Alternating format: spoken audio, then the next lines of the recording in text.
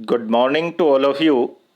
आज की कक्षा में आप सभी का स्वागत है और मैं उम्मीद करता हूं इस कोरोना के काल में आप सभी अपने घरों में सुरक्षित होंगे और मैं आपके अच्छे स्वास्थ्य की कामना करता हूं। आज हम शुरुआत कर रहे हैं हमारे पाठ की क्रांतियों का युग 1830 से लेकर के 1848, यानी कि जो उदारवादी जो राष्ट्रवादी लोग थे। कौन से लोग? उदारवादी राष्ट्रवादी जो लोग थे जिन्होंने एक नई सोच दी लोगों को। और ये सारे के सारे लोग कहाँ से आते थे? मध्य वर्ग से आते थे, जिसके अंदर शिक्षित समाज के लोग थे, व्यापारी थे, बुनकर थे, बढ़ई थे, वकील थे, शिक्षक थे, अध्यापक, क्लर्क, प्रोफेसर, ये सभी के सभी लोग थे। तो इन लोगों ने रूढ़िवादी जो व्यवस्थाओं ने अपनी ताकत को मजबूत बनाने की कोशिश की 1815 की वियना कांग्रेस से। कब की थी? 1815 की जो वियना कांग्रेस हुई थी, इसका जो मुख्य जो उद्देश्य था वो था रूढ़िवादी जो राजतंत्र है उसको दोबारा क्या किया जाए, बहाल किया जाए। और 1789 की जो फ्रांसीसी क्रांति है उसके जो उद्देश्य है उनको क्या किया जाए, रोका जाए। और 1815 के बाद ही रूढ़िवादी जो प्रतिक्रिया हुई थी उसके अंदर जो है ब्रूबो वंश, जिसका समूल विनाश किया गया था 1789 की क्रांति के अंदर। राजा को जो है सरेआम फांसी दे दी गई थी लुई 16वें को, जिस वंश का वो शासक था। उस वंश को दोबारा बहाल किया गया और उसकी बहाली के बाद जो उदारवादियों की जो सत्ता थी उसको उखाड़ा गया और उसकी जगह एक संवैधानिक राजतंत्र की जो है स्थापना हुई थी। और जिसका मुखिया कौन बना? फिर लुई फिलिप बना। उदारवादियों ने उस व्यवस्था को क्या किया था? उखाड़ फेंका था, जो 1815 के अंदर जो है मेटरनिख ने रखी थी। और इसीलिए मेटरनिख ने यहाँ पर एक शब्द कहा था कि जब फ्रांस छींकता है तो बाकी यूरोप को सर्दी और जुकाम हो जाता है, क्योंकि फ्रांस से ही सारी जो स्वतंत्रता की जो विचारधारा है, समानता की जो विचारधारा है, नागरिक जो स्वतंत्रता की जो विचारधारा है, संवैधानिक जो गणतंत्र की विचारधारा है, वो फ्रांस से बाकी यूरोप के अंदर पहुंच रही है। तो पश्चिमी जो यूरोप है वो संवैधानिक जो राजतंत्र था या जो संवैधानिक गणतंत्र की स्थापना की दिशा में जो प्रयास था, क्रांति की जो बिगुल बजाया गया था, वो पश्चिमी यूरोप से फैल रहा था। और इसी से जो है जुलाई के अंदर क्या हुआ था, जो नीदरलैंड से ब्रुसेल्स भी जो है क्या हो गया था, अलग हो गया था। इसके अलावा एक घटना और थी जिसने सबको यहां पर प्रभावित किया था। उस घटना का नाम था यूनान की स्वतंत्रता। बहुत बार ये प्रश्न आ जाता है, यूनान जो है कब स्वतंत्र हुआ था? तो 1821 के अंदर यूनानी स्वतंत्रता का संघर्ष हुआ था। और 1832 की जो है जो संधि थी, जिस संधि को हम किसके नाम से जानते हैं? कुस्तुनतुनिया की संधि। और इस संधि के तहत जो है यूनान की स्वतंत्रता को क्या दी गई थी? मान्यता दी गई थी। तो यूनानी जो लोग हैं जो ओटोमन साम्राज्य से अपने आप को अलग करना चाहते थे, ओटोमन जो साम्राज्य था उससे यूनान अपने आप को जो है अलग करना चाहता था। और पश्चिमी यूरोप के जो विचार थे उन्हीं की वजह से जो है प्राचीन यूनानी संस्कृति की को जो है बल मिला। और वहाँ के जो कलाकार थे, और वहाँ एक अंग्रेज कवि था लॉर्ड ब्रायन, उसने जो है धन भी इकट्ठा किया और लड़ने के लिए भी गया। 1824 के अंदर बुखार से उस व्यक्ति की क्या हो गई थी? मृत्यु हो गई थी। लेकिन उसके विचार जो है यहीं पर नहीं रुके। उसके बाद में नेक्स्ट हमारे पास जो पॉइंट आता है वो आता है रूमानी कल्पना और राष्ट्रीय भावना। रूमानी कल्पना का मतलब था यहां पर प्राचीन संस्कृति, भाषा, वेशभूषा, साहित्य, संगीत, कविताएं। यहां क्या था? रूमानी का मतलब था कि जो प्राचीन जो मान्यताएं हैं, जो प्राचीन जो है संस्कृति है, प्राचीन जो कला है, प्राचीन जो काव्य है, प्राचीन कहानियां और किस्से हैं, प्राचीन जो संगीत है, उससे हमें क्या करना है? जो राष्ट्रवादी भावनाएं हैं उनको क्या करना है? पूरा करना है। हमें जो राष्ट्रवादी भावनाएं हैं वो अगर संपूर्ण लोगों तक पहुंचानी है तो उन्होंने एक चीज कही थी कि समाज का एक बहुत बड़ा वर्ग जो है निरक्षर है। वो किसको नहीं समझता है? शब्दों को नहीं समझता है। किसको नहीं समझता है? शब्दों को नहीं समझता है, लेकिन वो अपनी प्राचीन जो संस्कृति है, उसकी जो प्राचीन जो भाषा है, वो प्राचीन जो कविताएं हैं, वो जो कहानी किस्से हैं, उनको बहुत अच्छे से समझ सकता है। और अगर राष्ट्रवादी विचारों को प्रभावित करने में, राष्ट्रवादी विचारों को क्या करने में, प्रचारित करने में अगर हम इन वस्तुओं का इस्तेमाल करें, इन चीजों को राष्ट्रवाद के अंदर अगर हम शामिल करें, तो उससे क्या होगा, राष्ट्रीय जो भावना है वो क्या होगी, ज्यादा बलवती होगी। लोग जो है उसे अपने क्या मानेंगे, ज्यादा समीप मानेंगे। अपनी संस्कृति से लोग जुड़ने को गर्व महसूस करेंगे। तो ऐसी जो विचारधारा थी उसको क्या बोला गया था, रूमानीवाद बोला गया था। और इस रूमानीवाद को बढ़ाने वाला जो व्यक्ति था, उस व्यक्ति का नाम था योहान गांटफ्रीड। यूहान गांटफ्रीड जो है एक रोमानी चिंतक था। उसने ये दावा किया कि जो जर्मन संस्कृति है वो उसके आम लोगों में है, और आम लोगों की जो राष्ट्रवादी भावना है वो उनकी जो आत्मा है वो लोकगीतों में, जन काव्यों में और लोक नृत्यों से प्रकट होती है। और लोक संस्कृति के इन स्वरूपों को हमें क्या करना चाहिए, इकट्ठा करना चाहिए और अंकित करना चाहिए, और राष्ट्र के निर्माण की परियोजना के लिए बहुत जरूरी है। इसलिए पहली बार स्थानीय जो बोलियों के ऊपर क्या दिया गया, बल दिया गया।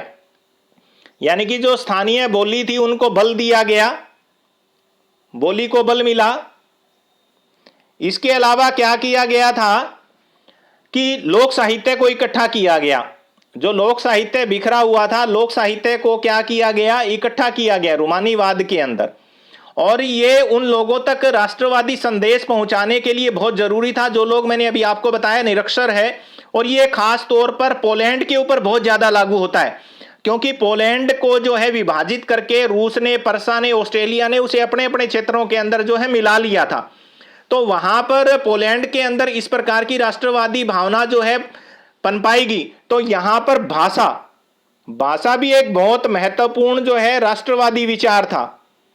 राष्ट्रवादी विचार कैसे था, आप इसको देखिए कि पोलैंड के अंदर एक भाषा बोली जाती थी पोलिश, और रूस के अंदर एक भाषा बोली जाती थी रूसी।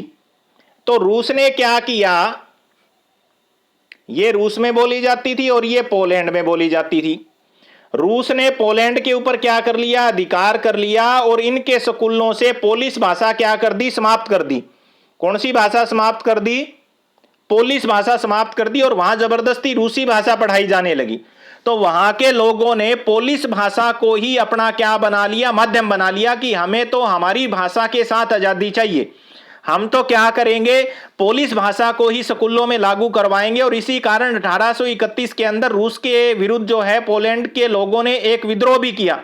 हालांकि जरूर इस विद्रोह को कुचल दिया गया, लेकिन फिर भी पोलैंड के लोगों ने अपने धार्मिक जो चर्च होते थे, अपने जो धार्मिक आयोजन थे, वहां अब भी जो है पोलिश भाषा को क्या रखा, जारी रखा। यानी कि रूसी भाषा के विरोध में कौन सी भाषा को उन्होंने अपना हथियार बनाया, पोलिश भाषा को। और उसी भाषा को लेकर के लोगों के अंदर राष्ट्रवादी विचार को क्या किया गया, पैदा किया गया। तो आप यहां देख सकते हैं, और लोग अपनी उस भाषा को बचाने के लिए जो है रूसी सेनाओं के साथ भिड़ गए, और पोलैंड के अंदर एक राष्ट्रवाद को क्या दिया गया, जन्म दिया गया। तो किस प्रकार भाषा भी जो है राष्ट्रवादी भावनाओं के अंदर एक महत्वपूर्ण क्या निभा सकती है, भूमिका निभा सकती है। जैसे लोकगीत निभाते हैं, लोक संस्कृतियां, कविताएं, कहानियां, ये सारी निभाते हैं, वैसे भाषा भी जो है राष्ट्रवाद की भावना को प्रचारित करने में एक बहुत बड़ी भूमिका क्या कर सकती है, निभा सकती है। उसके बाद में नेक्स्ट हमारे पास पॉइंट आता है भूख, कठिनाइयां और जन विद्रोह। 1830 का जो दशक है उसके अंदर यूरोप के अंदर कठिनाइयां आई। क्यों कठिनाइयां आई, पहली जो वजह थी जनसंख्या का बढ़ना। यूरोप की जनसंख्या क्या हो गई, बढ़ गई, और इस बढ़ी हुई जो जनसंख्या थी उसके लिए खाद्यान्न की जो समस्या है सबसे ज्यादा आई। और उसी समय क्या हुआ, यूरोप के अंदर अकाल भी पड़े। दूसरी जो बात थी, मशीनी माल को चुनौती ना दे पाना। इंग्लैंड के अंदर औद्योगिक क्रांति होगी, और वहां बनने वाला जो माल था उसको जो मध्य यूरोप था वहां के जो बुनकर अपने घरों में जो सामान बनाते थे उससे उसकी गुणवत्ता क्या रहती थी, कम रहती थी। इसलिए कारखाने उनके धीरे धीरे क्या हो गए, बंद हो गए। इससे क्या हुआ, कारखाने बंद हो गए तो मजदूर क्या हो गए, बेरोजगार हो गए। इधर जनसंख्या बढ़ रही थी, जनसंख्या बढ़ रही थी, दूसरी ओर लोग क्या हो रहे थे, बेरोजगार हो रहे थे। और तीसरी जो सबसे बड़ी जो दिक्कत आ रही थी वो क्या थी, कृषि का नुकसान हो रहा था। क्यों हो रहा था, वर्षा ठीक समय पे नहीं हो रही थी, बहुत अधिक पाला पड़ने की वजह से फसलें क्या हो गई थी, खराब हो गई थी। इस वजह से जो चौथी जो समस्या है वो क्या हो गई थी, खाने पीने की वस्तुओं के दाम बढ़ गए। खाने पीने की वस्तुओं के दाम क्या हो गए, बढ़ गए, और इसे आम व्यक्ति क्या नहीं कर सकता था, प्राप्त नहीं कर सकता था। ये सारी की सारी चार कठिनाइयां उस समय 1830 के दशक के अंदर क्या हो गई थी, यूरोप के अंदर प्रचारित हो रही थी। और धीरे धीरे सभी लोग कहां पर भागना शुरू हो गए थे, शहरों में। और शहरों में भागने की वजह से हर तरफ व्यापक बेरोजगारी हो गई थी। तो 1848 के अंदर आकर के फ्रांस के अंदर क्या होगी, एक क्रांति हो गई, और मजदूरों ने जो है सड़कों पर उतरना शुरू कर दिया, और जगह जगह पर मजदूरों ने अवरोध लगाने शुरू कर दिए। और उससे क्या हुआ, फ्रांस का जो राजा था लुई फिलिप, वो गद्दी छोड़ करके भाग गया। वो क्या हो गया, भाग गया। और 1848 के अंदर जो है मजदूरों ने और वहां रहने वाले जो मध्यम वर्गीय जो उदारवादी लोग थे, उन्होंने क्या किया, नेशनल असेंबली का निर्माण किया। किसका निर्माण किया, नेशनल असेंबली का। राजा तो वहां से भाग गया था, उन मजदूरों ने जो है चुनाव किया, और हर वो व्यक्ति जिसकी उम्र क्या है, 21 वर्ष से ऊपर है, उसको क्या दिया गया, मताधिकार दे दिया गया।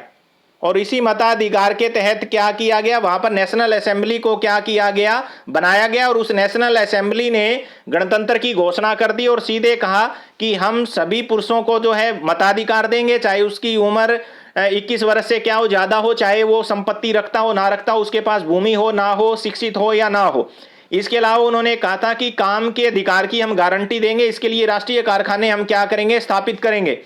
तो 1845 के अंदर बुनकरों ने ठेकेदारों के खिलाफ भी विद्रोह कर दिया, और बुनकरों की ये भीड़ जो है वो इतनी ज्यादा थी कि वो ठेकेदारों के घर में पहुंच गई, और ठेकेदारों को बड़ी मुश्किल से जो है अपनी जान बचा करके भागना पड़ा, और वो वापस गांव तब तक नहीं आ पाए जब तक सेना ने उन्हें जो है वापस लौटने में उनकी सहायता नहीं की।